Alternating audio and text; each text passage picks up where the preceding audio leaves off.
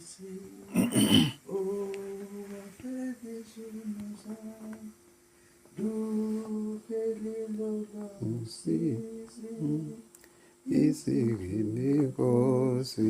yami. Hallelujah, hallelujah. Wazifela izono zami. Ngihle ngiwegazi lakhe, liphelile lonke icala lami. Cala lami lalikhulu, bengishona ezonweni, sengifuna okwaphezulu, ngikhishiwe odakeni. Hallelujah, hallelujah. Wazifela izono zami,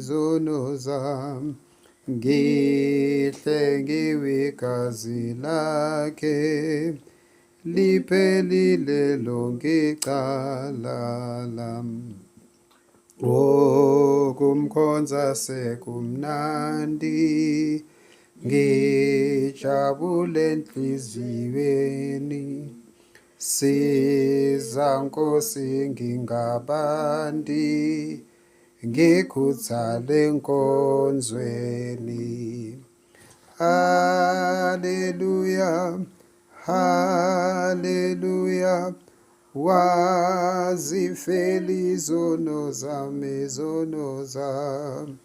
ngihle ngiwegazi lakhe, liphelile lonke icala lami. Malibongwe igama lakhe, sengiphila enkosini, ngizombona uqobo lwakhe nxa ngifike ezulwini. Hallelujah, hallelujah. Wazifela izono zami, ngihle ngiwegazi lakhe, liphelile lonke icala lami.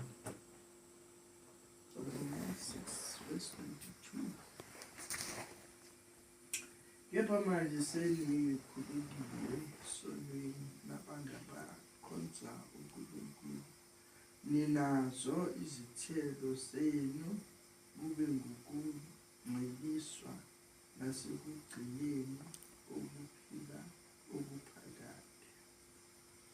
Ngokuba inkokhelo yesono ingukufa, kepha isipho somusa sikaNkulunkulu singukuphila okuphakade kuKristu Jesu Inkosi yethu. Ithi kepha manje sesikhululiwe esonweni, sabangabakhonza uNkulunkulu, sinazo izithelo zenu, kube ngukungcweliswa. Izithelo esinazo enkosini kube ukungcwelisa nasekugcineni ukuphila okuphakade. Ngoba sesikhululiwe esonweni, masesikhululiwe esonweni, asisenzi izono njengabantu abangazi. Asenzi izono njengabantu abangazi, ngoba sesikhululiwe kwisono. Sithela umsebenzi kumele sithele imisebenzi engcwele, sibe nokungcwele, sigcine ukuphila okuphakade kithi. Ngoba inkokhelo yesono ingukufa, masona kungukufa. Kepha isipho somusa sikaNkulunkulu singukuphila okuphakade kuKristu Jesu Inkosi. Uma sisebumnyameni asinako lokuphila okuKristu Jesu Inkosi. Ngoba lokuphila esikuphilayo kungumusa kaNkulunkulu.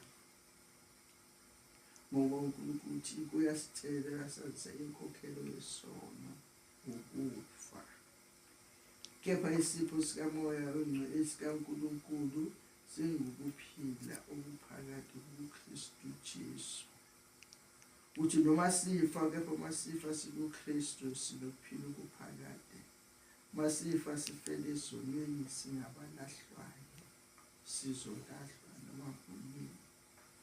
Ngoba umthetho, isono sihamba lapho khona umthetho. Uma umthetho ubekiwe ukuthi ungakwenzi lokhu, usikwenze lokho ekuthiwa singakwenzi, kuyisono leso. Ngoba umthetho ungakabibikho, kuyashiwo kwenye indawo ukuthi isono besingekho. Ngoba bekengekho umuntu owaziyo ukuthi uyona, ngoba bokungenamthetho okhona. Kodwa umthetho mawubekwa sekukhona isono. Uma umuntu ebeka umthetho emzini wakhe, or abeka umthetho njenge-country ukuthi abantu abafuneki abavela ngaphandle abangena noma kanjani. Uma ungena kwelinye i-country isono, ungena ngendlela lezi abangena ngazo la, kuyisono ngokuyisikaNkulunkulu. Futhi abantu bangene ngendlela eyiyo. Manje izigangi nabenza obangenza oku-right bangena bayajampa, kunjalo nasembusweni. Bakhona bangena sebabona sebengaphakathi enkosini, kepha bangazange bangene ngesango. Njengoba uJesu Kristu asho ukuthi nje umuntu ongene ejampa ngothango, izimvu zakhe azimazi ngoba uyisela, akangeni ngendlela e-right. So masingena ngendlela e-right ukuthi sihlanjulule, sibe abakhonza uNkulunkulu, sigeziwe ezimeni, sangcoliswa, nasekugcineni ukuphila okuphakathi. Ngibonga uNkulunkulu. Amen.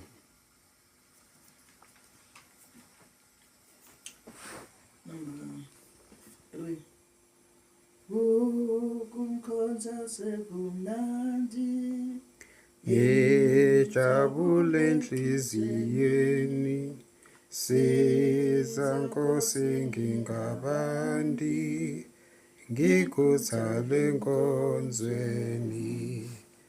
Haleluya, haleluya, wazifela izono zami, ngihlengiwe igazi lakhe, liphelile lonke icala lami. Malibonge igama lakhe, sengiphila enkosini, ngizombona uqobo lwakhe nxa ngifike ezulwini. Haleluya, haleluya, wazifela izono zami, ngihlengiwe igazi lakhe, liphelile lonke icala lami.